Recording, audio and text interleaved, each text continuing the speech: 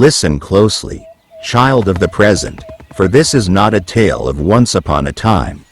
This is the story of Damballa, a place that still breathes beneath the soil of today. And it is the story of the tallest shadows the earth has ever known. Guardians so vast, no eye has seen them whole, and yet their hands have touched every life. You may not believe, you may doubt, but I will tell you as my father told me, as his mother told him, as the griots of Damballa have told for 500 seasons. And when the story is done, you will feel them, the shadows, still watching.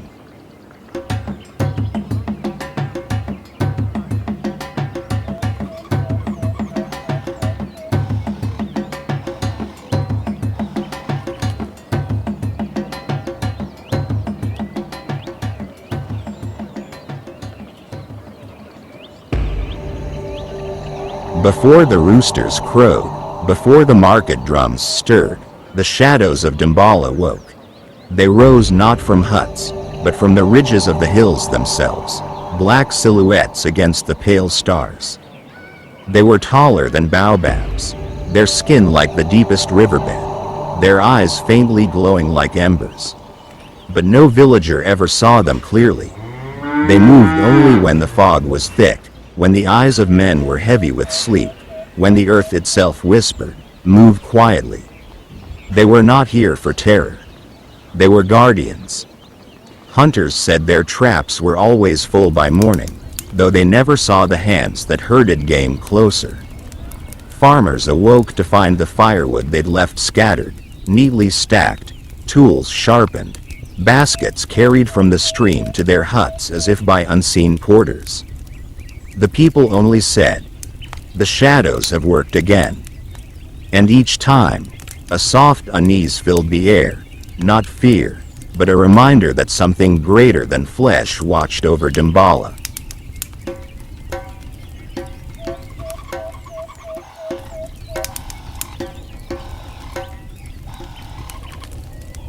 On nights when the moon was full and silver, the people of Damballa would hear it. A low hum, deep as the bottom of the river, rolling through the cassava fields. Those nights, the giants harvested what mortal backs could not. Yams as big as stools, cassava roots thick as a warrior's leg. Lifted, carried, stored in the village barns before sunrise. No villager ever saw their faces. Only the earth told the tale. Come morning, the fields were strangely lighter, barns heavy, and in the furrows, a pattern of prints too wide, too deep for human feet, pressed softly into the soil as if the land itself had sighed. The elders taught, "They do not take, they give, for as the land feeds us, so must we honor those who feed with us."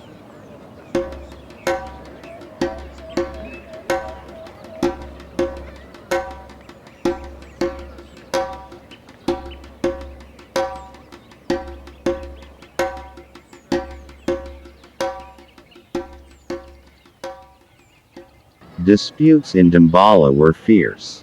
Over land, over cattle, over pride. But on the mornings when quarrels threatened to divide the people, a sign would appear, on the sacred Iroko tree, at the center of the village. A single giant handprint, blackened by ash, so vast it spanned from trunk to roots. No one ever saw it made. No sound, no witness. The chiefs would bow to it. The shadows remind us, they would say. Rule with fairness, or we shall be ruled by forces older than kings. And the disputes would soften. Not out of fear, but out of reverence. The giants were the true balance. The silent rulers who let men borrow authority, but never own it.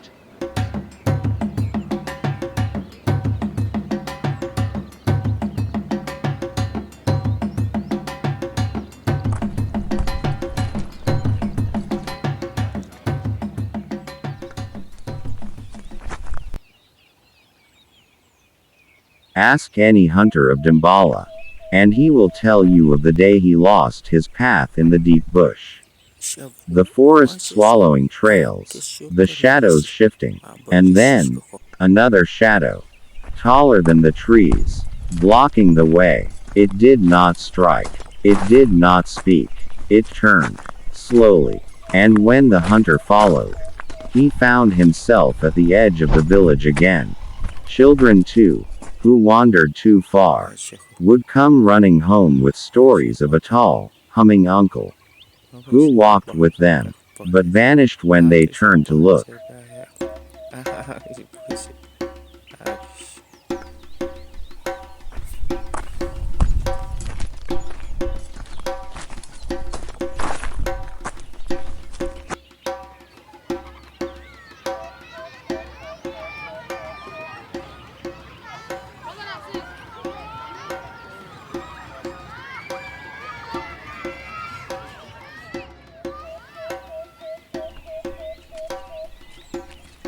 Once each year, the people climbed to the foot of the Black Mountain. There, they left baskets of kola nuts, calabashes of palm wine, fresh cassava, and a carved staff adorned with beads. These were not sacrifices of fear. They were offerings of respect. For in return, the shadows gave protection. No drought swallowed the harvest. No wild beast ravaged the herds. And no raider ever crossed into Damballa without vanishing like smoke. One warlord, they say, fled screaming that black mountains walked toward him.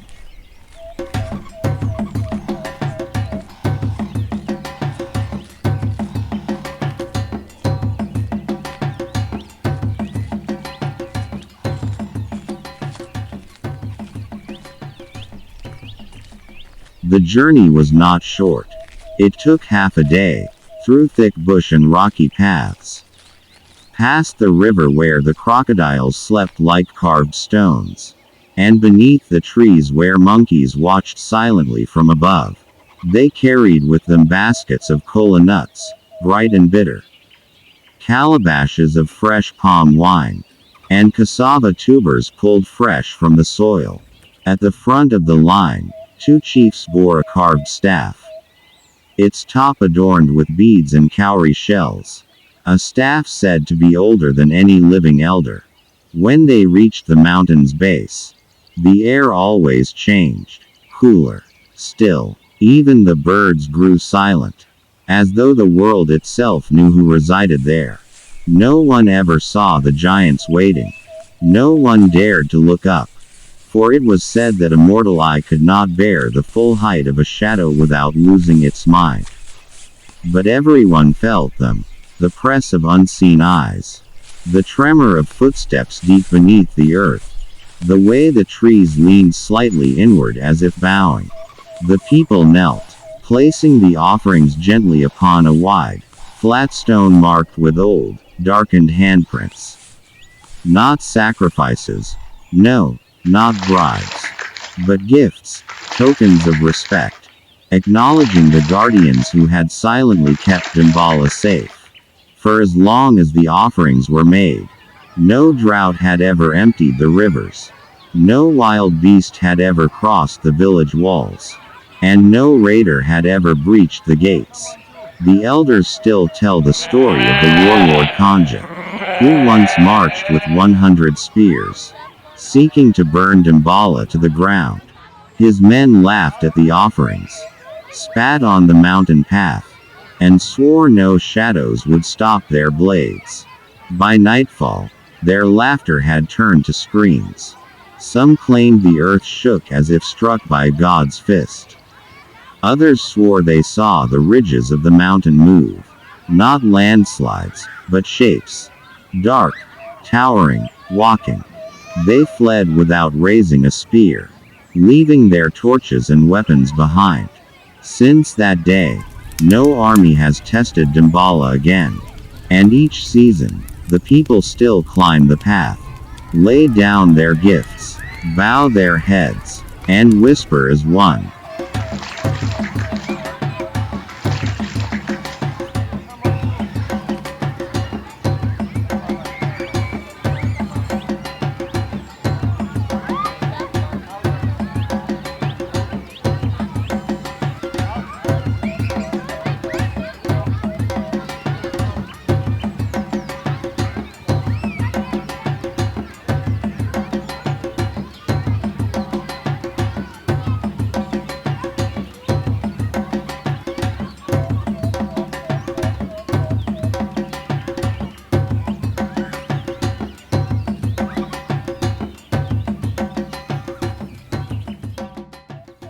when the sun had barely kissed the tops of the Iroko trees. Before the market drums called the day to life, the hunters of Damballa left the village gates, feet bare upon the red earth, bows strung tight, and skins of antelope and kudu draped over their shoulders like trophies and armor. It was not a hunt for boys, though boys came to learn. The men, scarred by years of claw and tusk, led the way, faces painted with ash and red soil, blades sharpened until they sang with each step. The boys followed, quieter than they had ever been, each clutching a spear too long for their arms, each wearing scraps of hide from the animals their fathers had once felled. It was not just clothing, it was a promise. What fed us yesterday shall shield us today. They walked for hours, deeper than most dared to tread, past the tall grasses where antelope slept, past the dark groves where leopards watched from above, into the heart of the green labyrinth where even the wind lost its way. The sun climbed, merciless, its heat pressing down like a hand on the back of the neck. Their throats cracked, their lips dry as bark, and still they marched, following tracks barely visible in the leaf litter, reading the bent twigs, listening to the cries of distant birds that warned of movement. Hours stretched into what felt like days. Their water gourds had run dry. Their mouths ached not just with thirst, but with the taste of dust and heat. And then, a sound. Not the call of a bird, not the crack of a branch, but a murmur, low and strange, like the earth itself sighing. They followed it, their legs heavy, their vision blurring with thirst. There, at the base of a hollow, the ground itself was wet, darkened by a hidden vein of life, and before their stunned eyes, a thin stream of water rose slowly, seeping, then spilling, a gift from beneath the soil. The oldest hunter knelt first, pressing his palm flat to the cool earth. He whispered a prayer, for such water in such a place was not mere luck. It was a sign. The giants, perhaps, or the spirits of the land, watching and giving just enough for men to live. They drank deeply, filling their bellies and their gourds, washing their faces, pressing wet cloths to the boys' heads. No one spoke, for water in the deep bush is not just water. It is survival. It is blessing.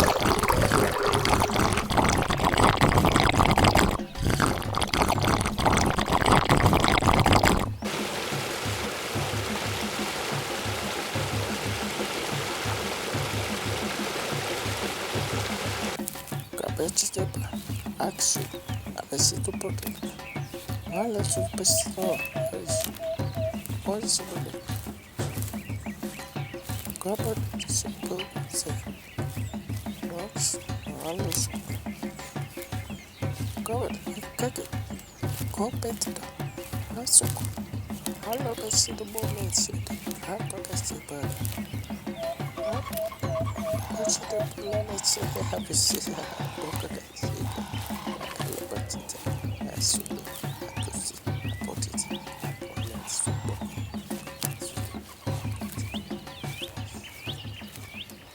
With strength returned, they moved on, quieter than shadows.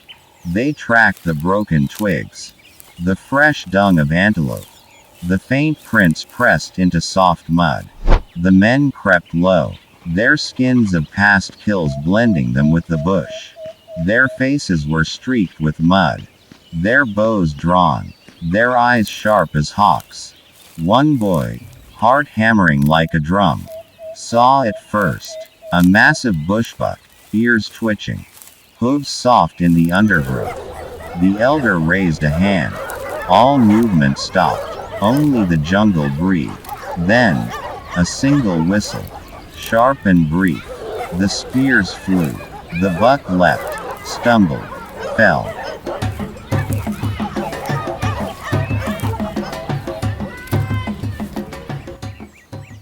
By dusk, the hunters returned.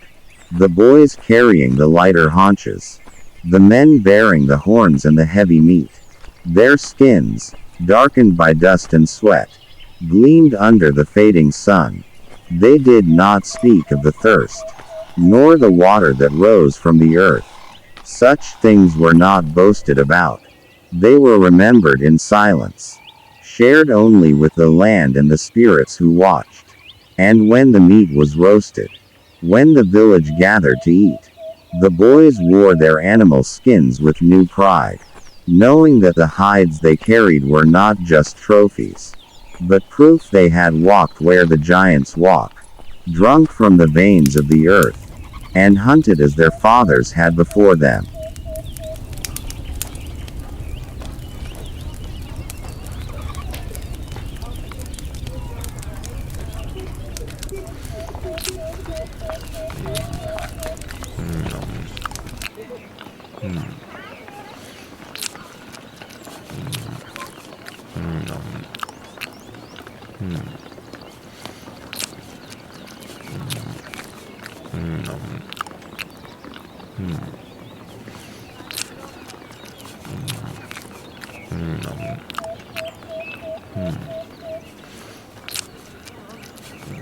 The hunters had returned, their arms heavy with meat, their voices quiet, their faces marked by the red clay of success. The village square, alive with waiting fires, welcomed them with ululations and the rhythmic clap of palms. They set to work quickly. The men, their skins still smelling of the bush, built great fires from acacia wood. The boys, eager to prove themselves, skinned and cleaned the bushbuck with careful strokes, laying the hide aside to be tanned, the bones saved for tools and charms. The meat, sliced thick and seasoned with wild pepper and crushed herbs, was skewered on green sticks and laid above the flames. Fat dripped into the embers, sending up plumes of fragrant smoke that wound through the night air like incense to the ancestors. The women brewed pots of bitter leaf soup and pounded yams, their songs drifting between the rhythmic thumps of the pestle and mortar. Children danced barefoot in the dust, their shadows flickering against the huts as the flames swayed, and as the first pieces of roasted meat were torn and shared.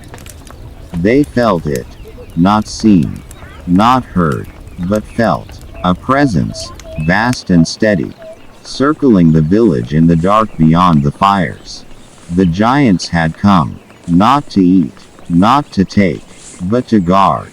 Some said they could see faint outlines at the edge of the bush, taller than the palms, still as carved statues, their glowing ember eyes sweeping over the gathering. A boy, clutching his strip of meat, whispered to his father, "Are they here?" The father only nodded once, never looking to the tree line. "Eat, son. They protect us, not disturb us." The hunters tore strips of meat, passing them hand to hand. Fingers glistened with fat, mouths full, hearts fuller. It was not gluttony, but gratitude.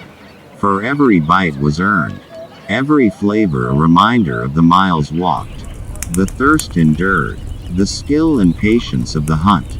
Children licked their fingers, women laughed softly, and the men sat close to the flames, silent except for the occasional chuckle or grunt of approval at the meat's tenderness. Above it all, the giants stood unseen, a living wall of guardians around Damballa. No predator dared approach, no ill wind blew near, only the steady circle of protection remained. As the village feasted, safe and whole beneath the unseen shadows, when the last bones had been cracked and the last yam swallowed, the chief hunter stood, lifting a single charred bone toward the darkened hills. He spoke only once, "For those who walked before us, and those who watch still, we thank you." The bone was set atop a small rock cairn at the edge of the square. A gift not to the ancestors, nor to the spirits, but to the unseen giants who kept Damballa breathing. The fires burned low. The people slept in warmth and fullness. And at the edge of the bush, the tallest shadows turned, their work done for the night. Their steps were soundless, but the earth itself seemed to exhale as they departed, leaving Damballa under the quiet watch of the stars.